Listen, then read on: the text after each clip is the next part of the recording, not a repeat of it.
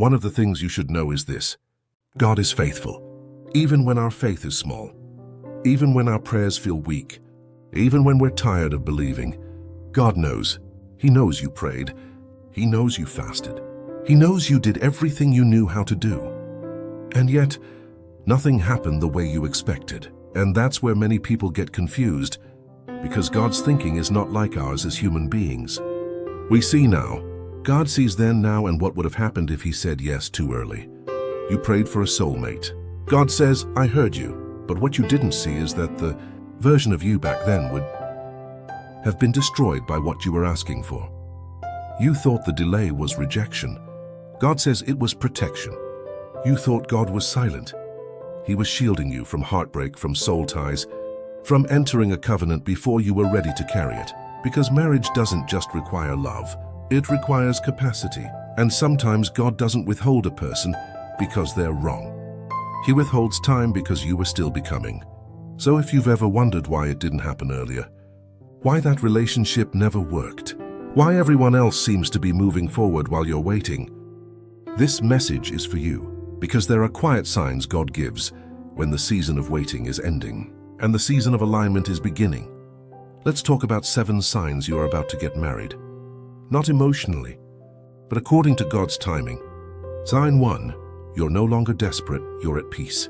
One of the clearest signs marriage is near is this: you stop needing it. Not because you gave up, but because God healed the hunger that came from loneliness instead of purpose. You're not scrolling with anxiety anymore. You're not forcing conversations. You're not praying from fear. You're content but not complacent. That peace is dangerous to desperation, because it means, if God brings them, I'm ready. If he delays, I'm still whole. Marriage doesn't come when you're incomplete. It comes when you're stable enough not to idolize it. God never gives permanent things to people who would turn them into gods. Sign 2, your standards got stronger, not lonelier. Before marriage, God upgrades your discernment. You stop being impressed by looks without character, faith without fruit, talk without consistency. You'd rather be single than wrongly attached.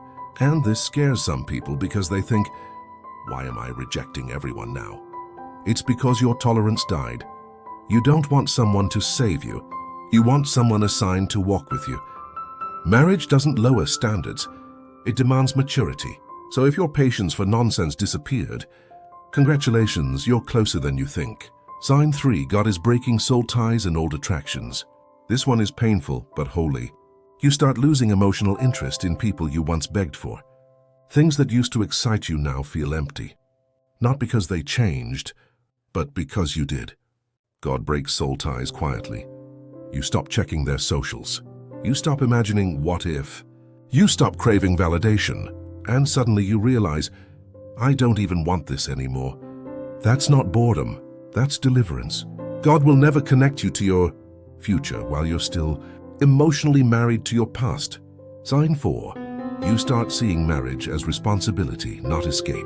Earlier, marriage felt like, I won't be lonely anymore. I'll finally be loved. Life will be better.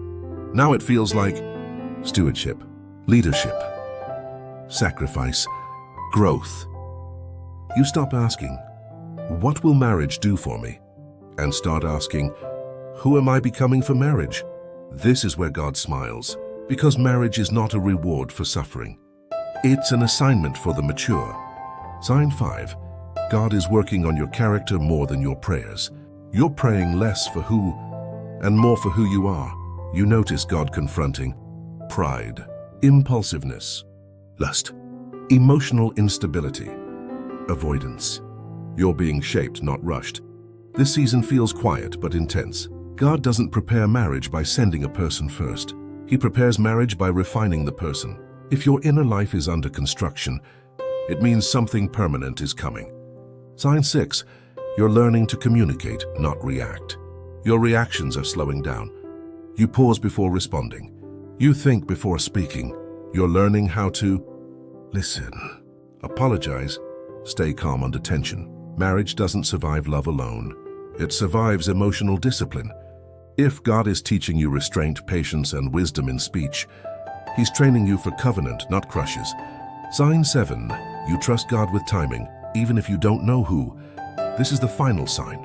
You don't know who, you don't know when, but you're no longer anxious. You've surrendered the timeline, and that's dangerous in a good way, because God moves fastest when you stop chasing outcomes.